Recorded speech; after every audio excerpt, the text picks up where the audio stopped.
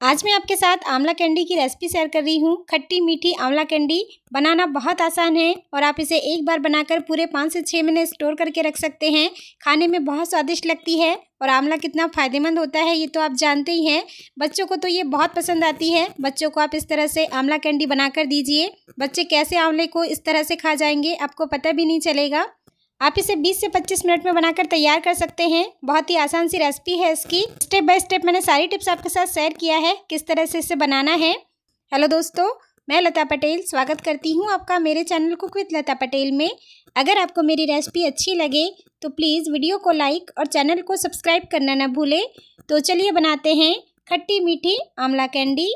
आंवला कैंडी बनाने के लिए देखिए हमने हाफ केजी आंवला ले लिया है। एकदम फ्रेश आंवला है, इसमें कोई दाग धब्बे या सड़ा गला आंवला नहीं है। कैंडी बनाने के लिए इसी तरह से आंवला चाहिए। अभी तो खूब अच्छे आंवले आ रहे हैं मार्केट में पके पके से, तो बस इस तरह से आंवला ले लेना है। आंवला को हमने पानी से अच्छी तरह से धो लिया है। तो सबसे पहले हमें इसे पकाना है। हमने गैस पर एक बर्तन चढ़ा दिया था, बर्तन में हमने पानी बॉईल करने रख दिया था। पानी उबल चुका है तो इस पर एक जालीदार थाली रख लेंगे और इस पर ये सारे आंवले डाल देना है और आंवला को हमें पकाना है जब तक ये अंदर तक अच्छी तरह से पक न जाए, तब तक हमें इसे पकाना है क्योंकि आंवला को हमें पीसना है।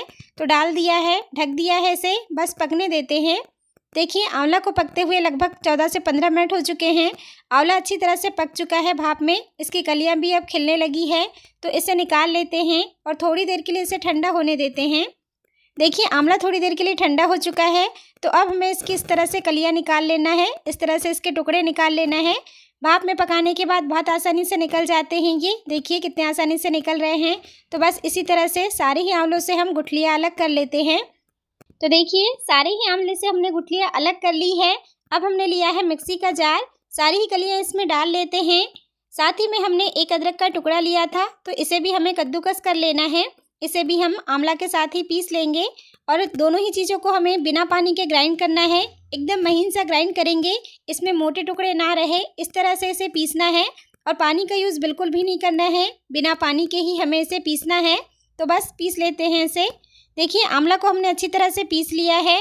तो इसे हम एक पैन में निकाल लेते हैं। हमने एक नॉन स्टिक पैन लिया है। अब हमें इस पीसे हुए आंवला को पकाना है। तो इसके लिए आपको कोई भी तांबा, पीतल या लोहे की कढ़ाई नहीं लेनी है, कोई नॉन स्टिक पैन ले लीजिए या फिर स्टील का बर्तन ले लीजिए। तो हमने नॉन स्टिक पैन में सारा ही पिसा हुआ आंवला डाल लिया है। अब हम इसे चढ़ाते हैं गैस पर और इसमें हम डालेंगे, ये हमने लिया है चीनी। हमने 500 ग्राम आंवला लिया था तो हमने 400 ग्राम चीनी लिया है। चीनी की क्वांटिटी आप अपने हिसाब से थोड़ा सा कम ज़्यादा कर सकते हैं और आप चीनी की जगह इसे गुड़ से भी बना सकते हैं या मिश्री से भी बना सकते हैं और भी ज़्यादा हेल्दी हो जाता है।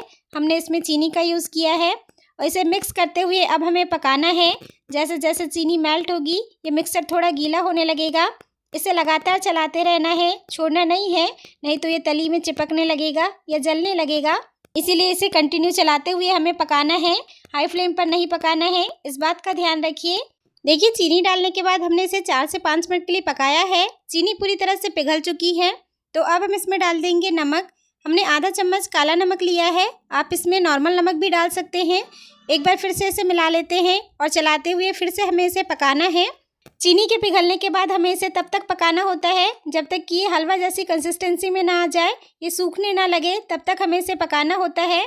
हम स्टेप बाय स्टेप आपको बताते जाएंगे कितना टाइम लगेगा हमें इसे पूरी प्रोसेस में पकाने की। देखिए नमक डालने के बाद फिर से हमने इसे 3 से 4 मिनट के लिए पकाया है। इसका कलर थोड़ा डार्क होने लगा है और ये थोड़ा सूखने भी लगा है। तो अब हम इसमें डाल देंगे, ये हमने लिया है 1 नींबू का रस। नींबू का रस डालने से चीनी जमती नहीं है और नींबू प्रिजर्वेटिव का भी काम करता है, आप इसे लंबे समय तक स्टोर करके रख सकते हैं। नींबू का रस डालने के बाद फिर से हमने इसे मिला लिया है और इसे हमें लगातार चलाते रहना है। इस टाइम आप थोड़ा इसे केयरफुली पकाइए, थोड़ा केयरफुली आप इसे चलाइए क्योंकि बहुत ज़्यादा इसके छींटे आते हैं। जैसे ही ये पकने लगता है, ये उबलने के बाद जब पकता है ना तो इसके छींटे आने लगते हैं। तो थोड़ा ध्यान से पकाइए आप इसे। और हाँ, पूरी प्रोसेस में हमें गैस का फ्लेम लो टू मीडियम रखना है, इस बात का ध्यान रखिए।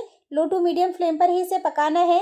जितना अच्छा आप इसे कम गैस पर पकाएंगे, स्लो फ्लेम पर पकाएंगे, इसका टेस्ट और कलर दोनों ही बहुत अच्छा आएगा, उतना ही ज़्यादा अच्छा आता है। देखिए हमें इसे चलाते हुए पकाते हुए लगभग 10 से 12 मिनट हो चुके हैं। तो अब हम इसमें डालेंगे, ये हमने लिया है 1 चम्मच कॉर्नफ्लोर। कॉर्नफ्लोर डालने से इसमें अच्छी बाइंडिंग आ जाती है और इसे जमाने में आसानी होती है। चम्मच ही डालना है, बहुत ज़्यादा क्वांटिटी में नहीं डालना है। इसमें पानी डालकर हमने इसे घोल लिया है। डाल लेते हैं और लगातार इसे चलाते रहेंगे। कॉर्नफ्लोर डालने के बाद आपको इसे छोड़ना नहीं है, नहीं तो इसमें कॉर्नफ्लोर की गुठलियाँ पड़ने लगेगी। कंटिन्यू इसे चलाते रहिए। देखिए कॉर्नफ्लोर डालने के बाद हमने इसे 4 से 5 मिनट के लिए पकाया है। अब ये जमने लगा है, ये थिक होने लगा है, गाढ़ापन आ गया है इसमें। अब ये सूखने लगा है, तो बस इसी तरह से इसे लगातार चलाते रहना है। लगभग 20 से 25 मिनट लगते हैं हमें इसे पकाने की पूरी प्रोसेस में। तो अब हम इसमें डाल देंगे, ये हमने लिया है 1 चम्मच घी। शुद्ध देसी घी लेना है, घी से टेस्ट भी अच्छा आता है और अच्छी सी शाइनिंग आती है कैंडी में। और फिर से इसे मिलाते हुए हमें चलाना है, चलाते हुए इसे पकाना है। अब जब तक कि पूरी तरह से सूखने ना लगे, हलवे जैसा ना हो जाए, तब तक हम इसे पकाएंगे। गैस का फ्लेम हमें मीडियम टू लो ही रखना है, लो टू मीडियम ही रखना है। इस बात का ध्यान रखिए, हाई फ्लेम नहीं करना है, नहीं तो बहुत ज़्यादा इसका कलर डार्क होने लगेगा और ये जलने भी लगेगा। इसलिए इसे अब लगातार चलाते रहेंगे। थोड़ी सी मेहनत इसे चलाने में ही लगती है, हाथों की अच्छी खासी एक्सरसाइज हो जाती है। बाकी जो रिजल्ट आता है ना इसका, वो देखकर आप खुश हो जाएंगे। बहुत ही स्वादिष्ट लगती है ये खाने में, खट्टी मीठी सी आंवला कैंडी। तो देखिए हमें इसे पकाते हुए लगभग 20 से 22 मिनट हो चुके हैं। अब ये पूरी तरह से सूखने लगा है, ये इकट्ठा सा होने लगा है। 2 से 3 मिनट के लिए इसे और चला लेते हैं।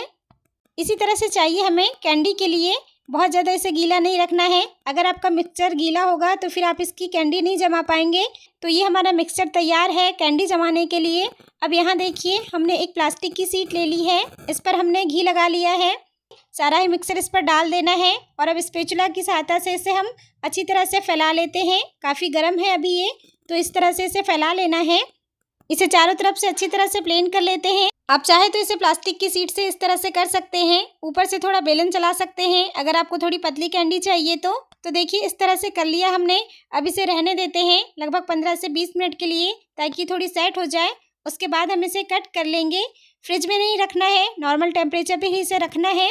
इसे आपको फ्रिज में ना तो स्टोर करके रखना है और ना ही इसे सेट होने के लिए फ्रिज में रखना है। इस बात का ध्यान रखिए, बाहर ही रखना है इसे।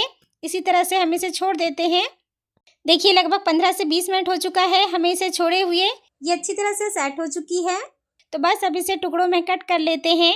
जैसे भी आपको इसके पीस रखना है, अपने हिसाब से बड़ा छोटा आप रख सकते हैं। तो ये हमारी बहुत ही स्वादिष्ट आंवला कैंडी बनकर तैयार हो चुकी है। देखिए कितनी अच्छी आंवला कैंडी बनी है। इसे और भी ज़्यादा स्वादिष्ट और अट्रैक्टिव बनाने के लिए देखिए हम इसमें डालेंगे, ये हमने लिया है शुगर पाउडर। इससे अच्छा सा खट्टा मीठा फ्लेवर आता है और दिखने में भी ये अच्छी लगती है। बस शुगर पाउडर में अच्छी तरह से इसे कोट कर लेना है और ये हमारी आंवला कैंडी बनकर तैयार हो चुकी है। बच्चों को आप ये आंवला कैंडी दीजिए, बच्चे कैसे चट कर जाएंगे ना, आपको पता भी नहीं चलेगा। तो आप भी इस तरह से आंवला कैंडी बनाइए और मुझे कमेंट करके बताइए कि आपको रेसिपी कैसी लगी। अगर वीडियो अच्छा लगा हो, रेसिपी पसंद आई हो तो वीडियो को लाइक कर दीजिए। चैनल को सब्सक्राइब नहीं किया है तो प्लीज़ सब्सक्राइब कर लीजिए। साथ ही बेल आइकन भी प्रेस कर दीजिए ताकि आने वाले वीडियो के नोटिफिकेशन आपको मिलते रहे। तो मिलते हैं नए रेसिपी वीडियो में, तब तक के लिए नमस्ते।